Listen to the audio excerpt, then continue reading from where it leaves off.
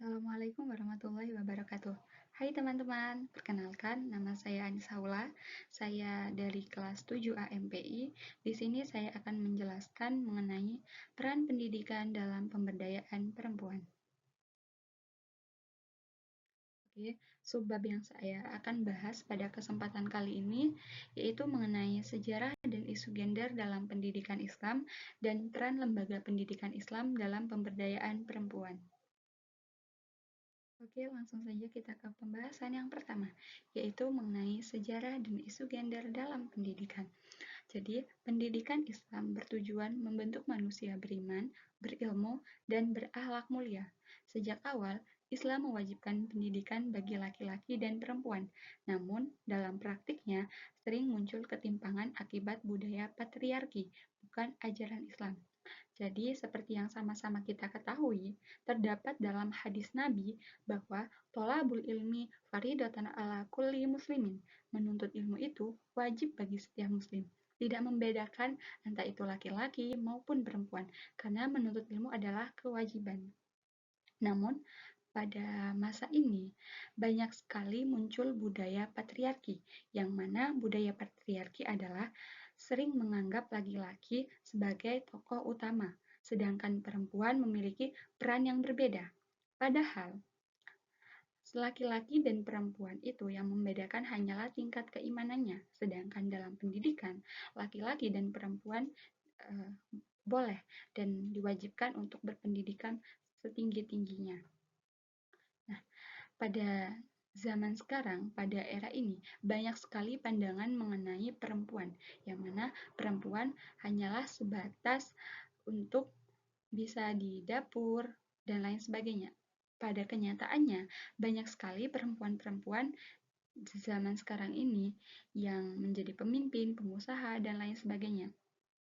Apalagi perempuan sebagai madrasatul ula, madrasah pertama untuk anak-anaknya. Setidaknya, sebelum kita menjadi seorang pendidik, jadilah terdidik terlebih dahulu. Lanjut, kita ke pembahasan yang kedua mengenai sejarah awal pendidikan perempuan dalam Islam, yang terbagi menjadi dua periode. Yang pertama pada masa Nabi Muhammad. Nabi menekankan pentingnya ilmu bagi semua muslim. Menuntut ilmu itu wajib bagi setiap muslim laki-laki dan perempuan. Hadis riwayat Ibnu Majah. Nah, seperti yang saya katakan tadi, bahwa menuntut ilmu itu diwajibkan baik untuk laki-laki maupun perempuan. Yang kedua, perempuan aktif menghadiri majelis ilmu. Bahkan Nabi menyediakan hari khusus untuk mengajar perempuan. Contohnya, seperti istri beliau, yaitu Sayyidati Aisyah, yang dikenal sebagai ahli hadis, fakih, dan guru bagi banyak sahabat. Lalu pada periode kedua, pada masa setelah Rasulullah, yang mana masa Khulafaur Rasyidin dan dinasti Abbasiyah. Banyak ulama perempuan lahir seperti Fatimah binti Sa'ad, Al-Dadar, dan Fatimah Al-Fihri, yang merupakan pendiri Universitas Al-Qarawiyyi di Maroko. Dan di era Abbasiyah, perempuan dari kalangan elit berperan dalam pengembangan dan pendirian lembaga pendidikan. Jadi tidak hanya ada pada masa Rasulullah, sebelum Indonesia merdeka pun ada ya, yang mana ketika sebelum Indonesia merdeka, perempuan itu tidak boleh sekolah. Yang boleh sekolah hanyalah laki-laki saja. Nah, ketika muncul Ibu kita Kartini, nah barulah emansipasi wanita, bahwa perempuan itu dibolehkan untuk berpendidikan tinggi. Lalu ke isu gender dalam pendidikan Islam modern. Yang pertama, ketimpangan akses pendidikan antara laki-laki dan perempuan di beberapa negara muslim. Jadi masih banyak ya di negara-negara atau di wilayah-wilayah yang membedakan antara laki-laki dan perempuan dalam hal pendidikan. Seperti yang saya pernah dengar di daerah Aceh kalau nggak salah.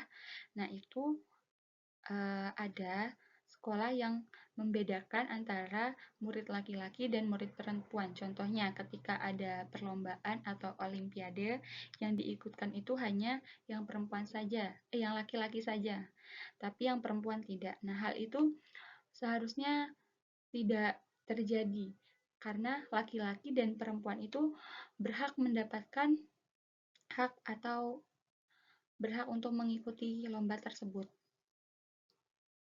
Yang kedua, budaya patriarki dan tafsir keagamaan yang bias gender.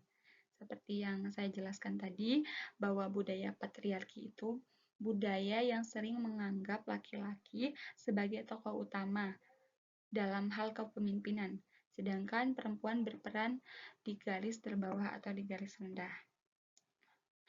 Lalu adanya rendahnya representasi perempuan dalam kepemimpinan lembaga Islam.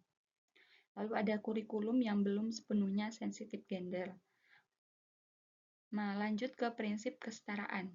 Dalam Quran Surat Al-Alaq ayat 1-5 menjelaskan bahwa perintah menuntut ilmu kepada semua manusia yang terdapat dalam Quran Surat Al-Alaq tersebut, yang mana Iqra artinya bacalah. Nah, jadi kan di situ ada perintah dari Allah untuk kita menuntut ilmu, belajar untuk membaca. Lalu ada Quran Surat Al-Hujurat ayat 13, yang mana manusia setara di sisi Allah, yang membedakan hanyalah ketakwaannya. Jadi, semua manusia itu sama, laki-laki dan perempuan itu sama, tapi yang membedakan hanyalah tingkat keimanan dan ketakwaannya.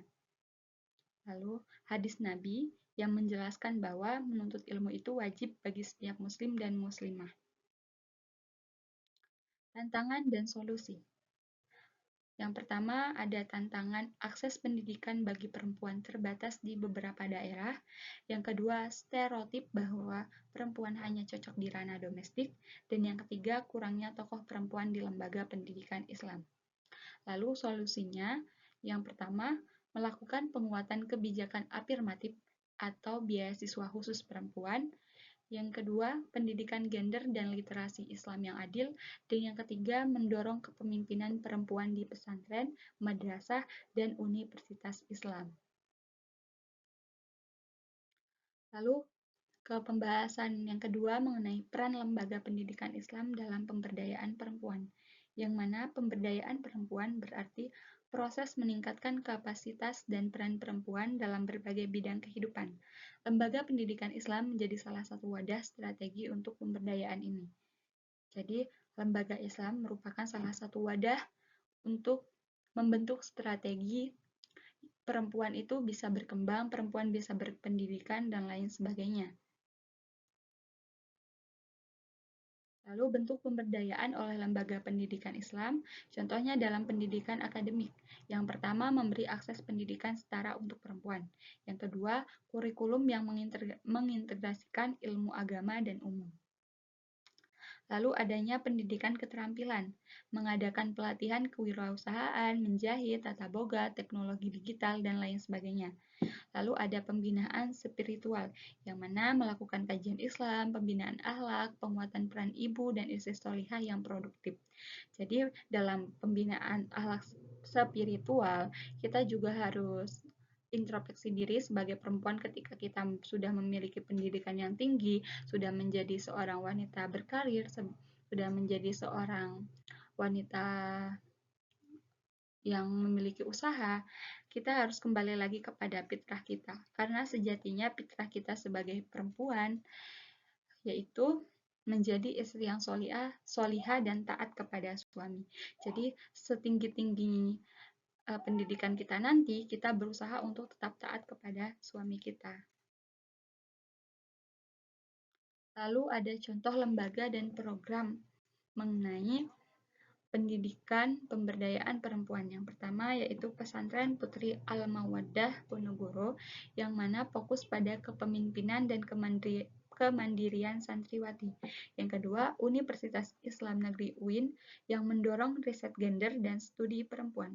Dan yang terakhir, program pemberdayaan masyarakat seperti mengadakan pelatihan UMKM, parenting Islami, dan literasi digital bagi ibu rumah tangga. Lalu ada dampak positif dari pemberdayaan itu sendiri, Saya di sini menjelaskan ada 3. Yang pertama, meningkatnya partisipasi perempuan dalam dunia kerja dan pendidikan. Yang kedua, munculnya tokoh-tokoh perempuan muslim modern, akademisi, pengusaha, dan dai. Dan yang terakhir, perubahan pandangan masyarakat terhadap peran perempuan dalam Islam. Oke, jadi kesimpulan secara menyeluruh dari pembahasan kita kali ini yaitu mengenai pendidikan memiliki peran yang sangat penting dalam pemberdayaan perempuan. Karena melalui pendidikan, perempuan dapat meningkatkan pengetahuan, keterampilan, dan kepercayaan diri. Hal ini membuat perempuan lebih mandiri secara ekonomi, sosial, dan mengambil keputusan serta perempuan dapat berpartisipasi aktif dalam keluarga dan masyarakat. Dengan pendidikan yang setara, kesenjangan gender dapat dikurangi dan perempuan dapat menjadi agen perubahan kemajuan lembaga pendidikan. Jadi, ada question sebelum saya menutup penjelasan saya atau pembelajaran pada kali ini, yaitu yang mana jadilah pemuda yang berdiri di suatu tempat, pemikirannya mendunia, tapi hatinya tetap ingat Allah. Mungkin cukup sekian dari saya. Apabila ada salah kata, saya mohon maaf. Assalamualaikum warahmatullahi wabarakatuh.